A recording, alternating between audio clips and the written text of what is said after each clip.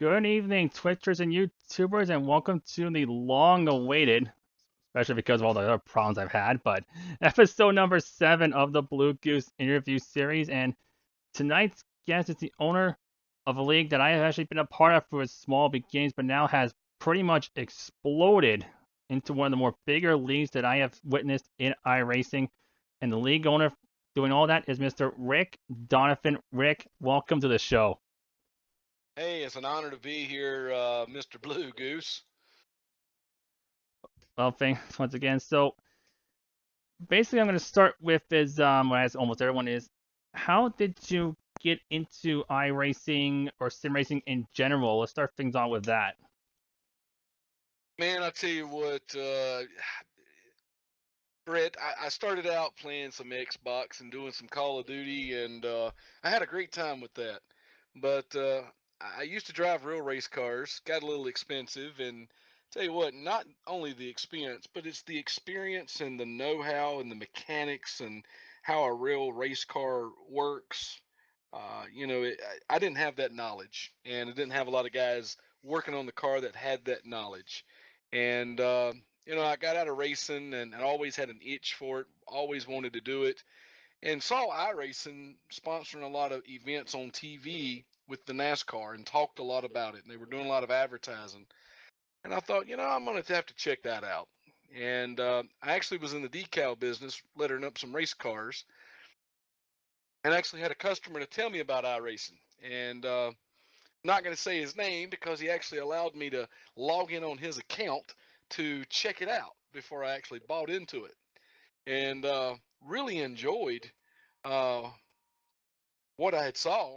And I think about a week later, I went ahead and signed myself up with an account and started racing the little legend cars. Yeah, and that's what a lot of people would start off with, legend cars, or in case of myself, was the straight stocks. But anyway, of course, you started racing for a while, and assuming you probably got into like some hosted sessions, some leagues, and then, of course, then you created Extreme Motorsports.com. Like, what led to your creation of the league? Well, I tell you, I was a part starting in 2010. It wasn't long after I started racing and racing with some particular people, and I was part owner with a league out there that's still going, and I don't want to say their name because they've took that league over, and I don't want to sound like I'm trying to take credit for their league or anything. So uh, we just didn't see a few things eye to eye, and I moved on to I had a guy to say, hey, come with me and help me start a league, and I left that league, went to another venture to start another league, and again, not going to mention that name, but Mhm. did that for about 2 years, and the league became somewhat strong, and had some issues, and decided that it was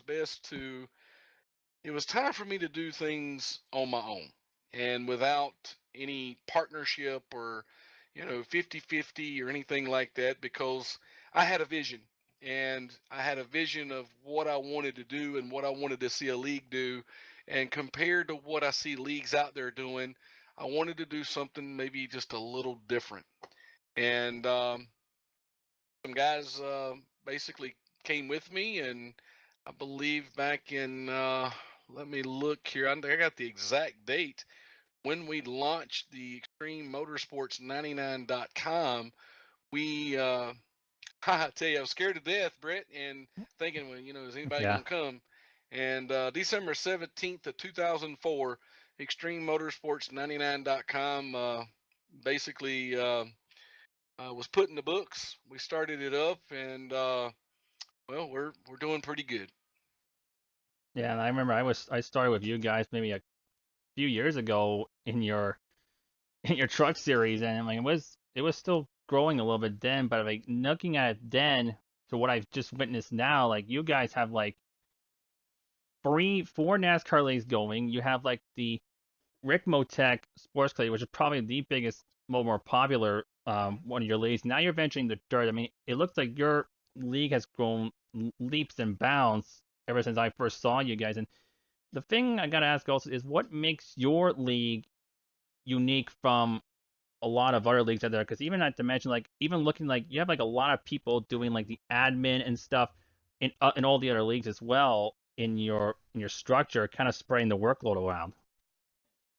We got about right now we got about 10 to 13 admins across the board handling things. We've got probably 3 or 4 guys in the background that are handling things in the background that is not even on paper, that people don't even know that these guys are doing some things. Um, Kevin Ford, we'll start with the road series. Kevin Ford, he's my vice president of Extreme Motorsports 99.com, and he handles that roadside and does a phenomenal job. Um, he brought on Rick Motek. Rick Motek, we had a meeting with him. We done a PowerPoint presentation with him. We did some Wow. things, and I tell you, that sponsorship came together. Got Apex Racing involved with the live streaming, doing the live broadcasting, and we got Jeff Jacobs. He works for iRacing, does a lot of articles. One of the chief editors for iRacing. He does a lot of articles on the roadside there, and he's involved with us here.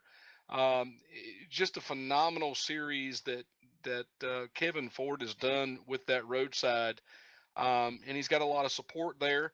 But I tell you, those road guys, they are a different breed from the oval side guys. The dedication and the loyalty that those road guys have is unbelievable, unbelievable. Versus an oval side guy, if they don't like a particular rule at a particular time and it's enforced on them, you might hurt their feelings and they may Hmm. just pack their stuff and leave. And unfortunately, there's 1,000 leagues out there, which makes NASCAR NASCAR. There is nowhere else to go. So everybody's fighting to be there. When you've got online league racing, you've got to put something out there to want people to be here and to work for things here. And always, always searching for things like that here to keep things interesting. Uh, it's always maintenance. That's for sure. The job will never be done. And even when I drove for you guys, I mean, you guys always kind of went into the finer details and everything. Even though I was very lucky to win that Truck Series championship, I still have that plaque hanging on my wall downstairs here in my basement. So, but it's definitely just phenomenal what you guys have done over here at Extreme. But so now that we talked about the league and what things are going down, I'm gonna ask just a couple little things as well. There's, as I mentioned before, in my little thing on Facebook, there, you were the guy who kind of gave me the nickname I guess kind of by accident, the Blue Goose, and also what made my name for my channel and that stuff. But you can go back to, if you can remember the best you can, how this came about, because it was kind of an interesting story. Well, I tell you what, it's very interesting because we've got to a point where uh, a lot of our members accidentally start getting names and nicknames. And if I recall, the night that you were racing, I was doing some broadcasting up in the booth with Chris Scala. And for folks out there that knows, Chris Scala does a phenomenal job with some broadcasting. And I was honored that he asked me to jump in the booth with him and do some broadcasting with him. And I've had some previous experience with ETV Live back in those days.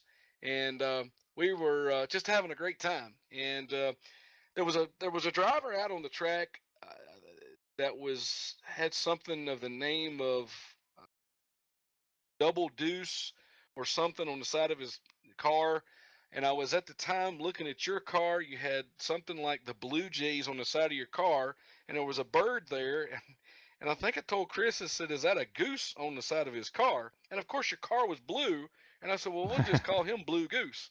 And so Chris picked up on it. I picked up on it. And I think for the rest of the race, we just said Blue Goose. Come on, Blue Goose. And if I recall, that might have been the night you may have won the race because I remember how nervous you were and just you were so surprised and just it was like you had run a marathon and you had actually come in first place. So it was definitely a memorable moment here at Extreme Motorsports. Well, actually, well, definitely was interesting moment. But actually, quick correction: I actually finished second in that race to Tyler Ducharme. I remember that vaguely pretty well. So, but anyways, um, so besides all that, the besides the nickname, all that stuff, quickly going back to the lead and with a couple more other different questions on that. What is the future going to be like for Extreme Motorsports? As I kind of mentioned, you got a dirt league coming up with dirt late models, but what other things you're looking at for the future? Hmm. Well, it's kind of tough to say. Things change so much, and you know, life itself changes, personal life changes, and just ran an Xfinity race this week, and of course, setups changed in the Xfinity series, so of course, iRacing changes. You know, at this point, right now, with the support that we've got and the admins that we've got involved, um, we're not in competition with any league out there. We're not trying to outdo any league out there. My God, there is some wonderful leagues out there. Some that, I guess you could say that I look up to and say, man, I really want to do, what these guys are doing, and they've really doing a good job. We just take one season at a time. Um, are we perfect? No, we're not perfect by no means. We've got our problems just like any other league. But you asked a little while ago what makes us a little different from some other leagues out there, and I can only tell you based on what I've been told. And I guess you could say it's the organization that we've got, the admin's dedication that is put into this, the amount of time that has been put into this, everything from our databases of our drivers to website, to a lot of forums that we've put together, the racing we've put together, the recruitment we put together. Um, we've just now started taking basically a roster, and we're doing absentee list each week, and those things are going to affect drivers at the end of the season because we want drivers. It's not hard for us to fill up a 43 car field and still have 15 or 20 on standby wanting to race. Hmm. But we're looking for drivers that want to be here from day one, and just because they don't make the chase, we still want them to be here. We want them to race for those wins, and we want them to be here from day one all the way to the last race, and asking, when's the next season start? Um, you know, it, as far as what the future holds for us, all we can do is do the best that we can do, Brett. And actually, just adding on to that is even like times myself why I had a hard time showing up just from like other issues. I mean, even like the other leagues I'm running in, I had my computer away for a couple weeks and I missed a few races. Just different things like that happen, but it's all part of what happens in sim racing in general. So, moving on from iRacing and all that, I got a couple more general questions, and this is a little variation of one I've always asked everyone else every week. So, I used to ask everyone about the real life NASCAR chase, but I'm not going to this time because this year NASCAR has implemented the free stage system. Um, what is your opinion on the NASCAR free stage system? I would assume that you are talking about how they're having the stages in the race. Yes. Okay. Um, I'm gonna let you in on a little secret out there. I don't keep up with NASCAR a whole lot. Um, it's a little political for me. Um, I it's to me it can be somewhat boring. I would much rather be here with my guys, watching them race week to week, every week, what's going on the track.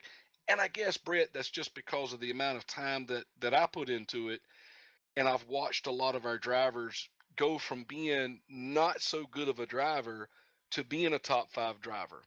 And I guess you could say that if I worked in NASCAR and was on a race team and worked side by side with one of these NASCAR drivers, maybe that would be fun.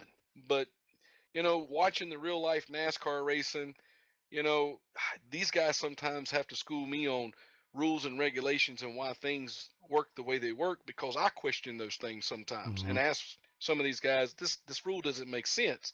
Well, that's the way they do it in NASCAR. But I'm still sitting here thinking it doesn't make sense.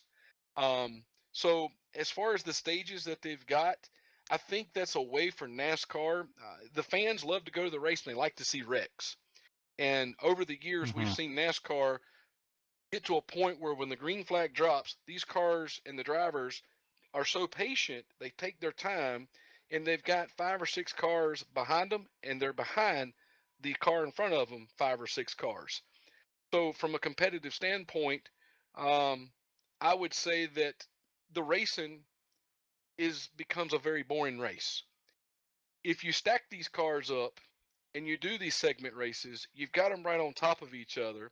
And unfortunately, this is the way business works. Wrecks happen. People like to see the wrecks. It's action. It's exciting to see. That's what people like to see, and I think that's where NASCAR is bringing that in, is to not just for the wrecks itself, but the competition, the side by side racing, bumper to bumper. You get more of that by going to these segment type Hmm. races than you would if you drop the green flag and then 300 laps later you're throwing the checkered flag. That's That's def just my opinion. that's definitely interesting. And finally, my final question that I kind of always ask, but it's gonna be a little bit of variation now because I always everyone their dog was excited for dirt. Now that it's already out, and of course everyone is praising it, I'm pretty sure. Um, if there is one thing you can add or change to iRacing, what would it be? I tell you what I think that iRacing needs to do. Are you talking about from a racer standpoint, or It what you think it can maybe the? it can be content, like any cars, anything, like even anything in general, even like driving, anything in general. Well, I tell you what I look at, and we're on a level where we're getting to a point where we're bringing in a K&N series next season, starting on Monday nights, and we've put a cap on the I rating. And this is designed for guys kind of an entry level into our league. This is going to give us an opportunity to work with guys, know exactly what we're dealing with, and to work with those guys and help them kind of build their career up to that cup level to become competitive at that level. Um, of course, eventually, if when the league grows and we're ready for it, I'm sure that we will eventually see a super late model series. But one of the favorite cars that I enjoy is those asphalt modifieds.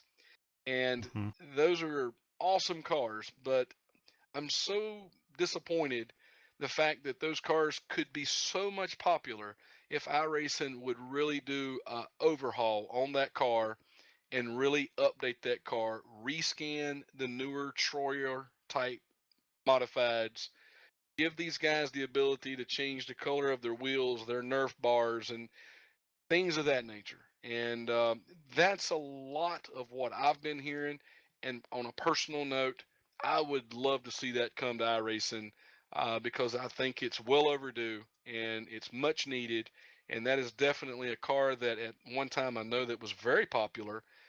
It's kind of phased out, Hmm. and there's a good reason for that. When we're buying all this content and feeding iRacing all this money, we expect to have new content. And that's a car that's just basically been put in the old barn out there, and they don't fool with it anymore. Um, I think they would really see some results. I think there's a lot of guys that would be willing to rebuy the modified as long as it was a new car and new content. Definitely an interesting one there, that's for sure. Well, Rick, on behalf of myself at Blue Goose Racing Street, I want to thank you very much for taking a bit of your time. I know there's a cup race going on right now as we speak, but is there any shout outs you want to give to before we go off the air this evening? Hey, I just want to thank the iRacing community out there. I want to thank the support groups that we got out there. I want to thank all the leagues out there and being, on a competitive cycle there. And, we have guys that don't understand why we do things that we do. We encourage them to go check out other leagues. And, sometimes we say, hey, this might be a league for you. It may not. Um, we've lost a lot of great guys. We've gained a lot of great guys. We've seen a lot of guys go. We've seen a lot of guys come back. And sometimes understanding why we do some of the things that we do. But, for everybody out there that's involved with this, whether they're a league owner or they're a racer, there's a lot of time that goes into this. And I thank the iRacing community out there for being involved and participating. And of course, tonight, Britt, I appreciate you bringing me in and talking with me. And I really look forward to tonight, and it's always good to talk to you. Indeed. Well, thanks again, Rick. And one little side note, I will hopefully return to this league someday and run that Cup series I've been promising for the last I don't know how many years now, because I want at least one Cup season, which I've done a truck, I've done an Xfinity. Now I just want one more Cup season with you guys. So, but again, Well, these thanks again for joining me this evening. absolutely, and thank you to the viewers out there.